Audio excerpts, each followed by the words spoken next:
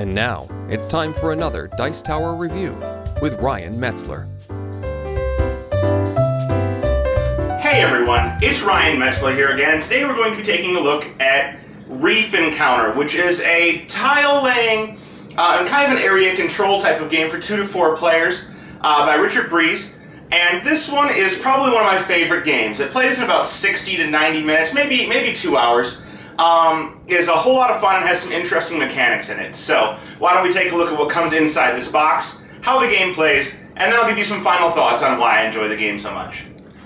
So here we see the setup for a game of Reef Encounter. This is going to be a 2-player game. And first let's go over some of the components. So what you see in the center here is a modular board, and there are several of these. And depending on how many players you have, you're going to use a certain amount of these boards. So for 2 players it's 2, and for more players obviously it's the same number of boards as there are players. And around this board, you can see that these tiles are pre-placed, and there's spots on the board denoting where they go. And these are going to be coral tiles. And these will be one of the main focuses of the game, putting these onto the board and then actually eating them with your parrotfish in order to score points. This is a yellow one. Additionally, you can see here there are some player boards, and these boards are going to tell you what types of actions you can take throughout the game. More on that later, but this is a nice touch. Additionally, we have player screens, just to protect information for what players have in their hands. And we have these parrotfish, and this is where you're going to be hiding tiles that you eat, and the whole point is to eat tiles in order to earn points. This is the green parrotfish. It's a nice cube, and you're going to be putting pieces in here as you eat them to hide them from other players. In the back, you can see a board which has a lot of information about how the game is going to play. This board back here contains certain tiles, and these tiles are important for determining how strong different corals are. You can see here, this tile shows you that pink corals are stronger than white corals, thus the 2 pinks on the top and the 1 white on the bottom. Pink is also stronger than gray corals, but pink is weaker than orange and weaker than yellow. And you'll see that at the beginning of the game, each coral is weaker than 2 corals and stronger than 2 other corals. And this can change throughout the game as well. But basically the idea of the game is that players are trying to build corals up, starting from this board, and then to devour them with their parrotfish in order to score points. So at the beginning of the game, players, depending on what player they are going to draw some tiles from a bag, and there's a whole bag of tiles, tons of them really. It fills up this entire bag, so there's a lot of tiles. But you're going to draw some tiles depending on what player you are in turn order, and then you're going to look at those tiles and you're going to decide, okay, at the beginning of the game, which one of these tiles do I want to place into my parrotfish as a starting tile that he's eaten to score some points. Now, you may be putting this in there thinking that you're going to try and score a lot of yellows, or you may be putting it in there just because you have no idea what's going on, but either way, you're going to take your parrotfish, you're going to set it down, and you're going to drop this tile into it, and now nobody knows what you have. After that, you're going to get 2 what are called polyp cubes. And that's these cubes that are in this box here. And you're going to take 2 of these, and you're probably going to want to try and match to whatever color tiles you have. So probably yellow and a gray here for this player. And they're going to take these cubes, and this will be their starting supply. Now that we're all set up, why don't we take a look at what we can do with all of this stuff. So each turn, players have choices of taking several different actions. They can take these several times, but there are 10 different options. And we can see here, there are 2 of them that must be taken at specific points in the turn. The first is number 1, which allows you to eat one of your coral groupings. And in order to eat it, you have to have one of your shrimp on it. And that's these little guys here. Mine have googly eyes that have been added, but they don't come with the googly eyes, so they'll look like this. And these will be placed on corals to show that you own them, and also to give some protection to them. But the first thing you can do is send one of your parrotfish to eat one of your corals, and it has to be at least 5 in size in order to be eaten. When they eat those, I failed to go over this earlier, but let's say this is 5 in size. They're going to lose the first 4 tiles from that board. So all 4 of these get returned to the bag, and they're going to keep any tiles beyond 4. So there's a region for going larger. So they're going to keep this 1 tile, and it's going to go into their parrotfish. And usually the shrimp would go in there first, but if it's the first shrimp, it's going to go onto that board. And obviously that won't come until later in the game, because you can see right now all corals are 1 in size. After that, you're allowed to play. One time, you may play 1 cube in order to place up to 4 tiles that you have onto the board of a matching color. So, for example, I showed you earlier that our player took a yellow cube, and he has 2 yellow tiles, so he could discard this yellow cube and place his 2 yellow tiles on the board somewhere. And he could choose either of these 2 boards. And so he may want to go and place here next to this yellow, expanding it. And when you do this, it's likely that you're going to want to try and protect your coral. And so you can see that option number 4 is to take one of your shrimp and to put it onto a coral. And what shrimp do, there's your shrimp again, shrimp are going to allow you to protect your coral. So, you'd put him in the center, and he's going to protect all of the orthogonal tiles that are of the same color. So he protects this one and this one. And if there were a yellow here, he would protect it. There can never be a tile here because this is a deep ocean spot and nothing is allowed to be built there. But that green guy protects that coral, as long as he's orthogonal to the pieces. Additionally, for building your coral onto this star spot in the center, you actually get a bonus tile to play on the board. And those bonus tiles are always up by this board at the top. And so he'd get the yellow bonus, and he would get to add this yellow bonus to his board anywhere that he wanted. Now, he'd probably want to add it up here and overgrow this white, but however, unfortunately, white is stronger than yellow, so he can't grow over it. So what he's going to do is he's going to place it somewhere over here, and this tile could be susceptible to being covered by somebody else. When attacking with a coral, it's important to note that you must have a coral of at least 2 size in order to attack with before you can actually overgrow something. So if this coral was only 1 in size, I could not immediately overgrow the white coral. I would first have to place my first tile, then I may overgrow the white. Overgrown tiles, if yellow were to be stronger than white, would be placed in front of your board and can be used for different actions later.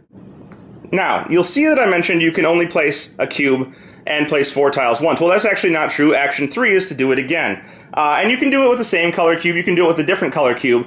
It's just separating it into 2 different actions, showing that you may only place up to 4 tiles, and these may either be from in front or behind your board. It's actually 4 behind your board, and as many as you want from in front of your board as possible. So if later I decided to play white, I could use my white cube to play 4 tiles from behind my board and that one from in front of it.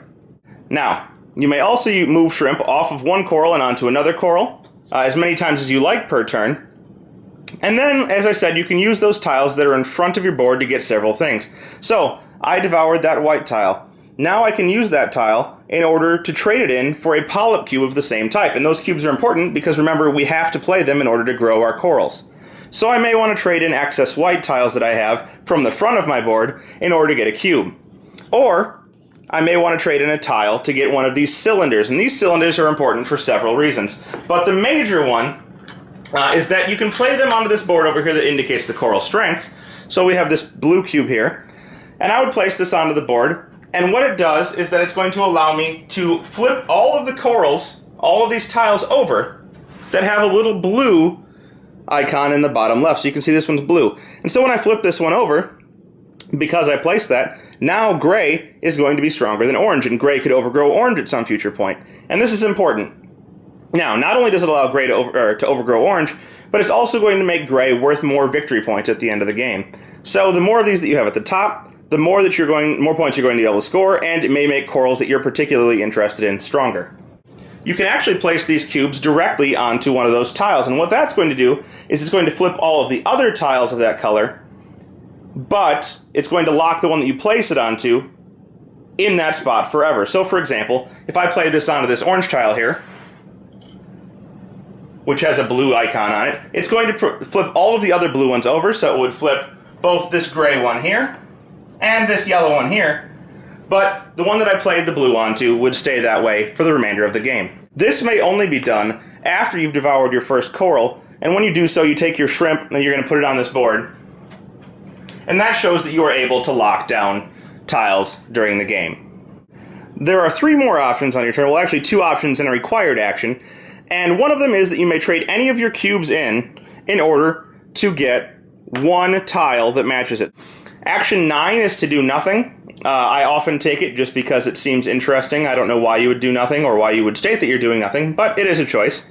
And then 10 is that 1 time per turn, you can actually take a cube from that board back there, and you can take all of the tiles that are with it. So, if I wanted to, I could take, for example, this orange cube, and all 3 of the tiles on the spot with it. And these would go behind my board, all of them with the cube, and those would be available for me to use on future turns.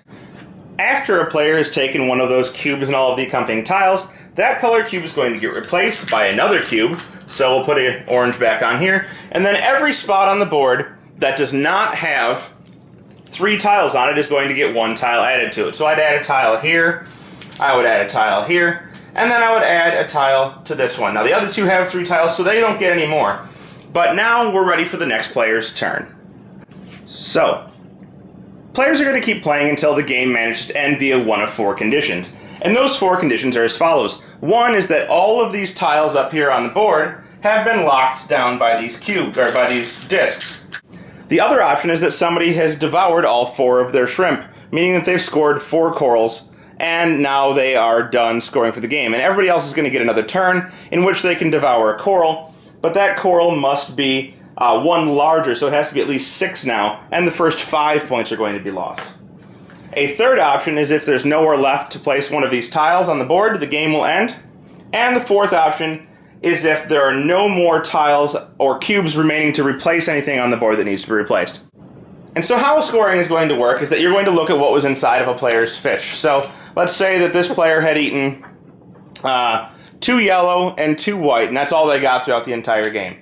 And each tile is going to be worth 1 point, plus 1 point for each of the large dominance tiles at the top that I showed you earlier, these up here, that show its color at the top. So in this case, each of the yellow tiles, there's 2 dominance for yellow, is going to be worth 3 points, 1 for itself, and 2 for each of the things that are up there. The white tiles are going to be worth the same amount, 1 for each tile, and 2 for the dominance tiles that are face up. You add up all of your points, and whoever has the most points at the end of the game is declared the winner.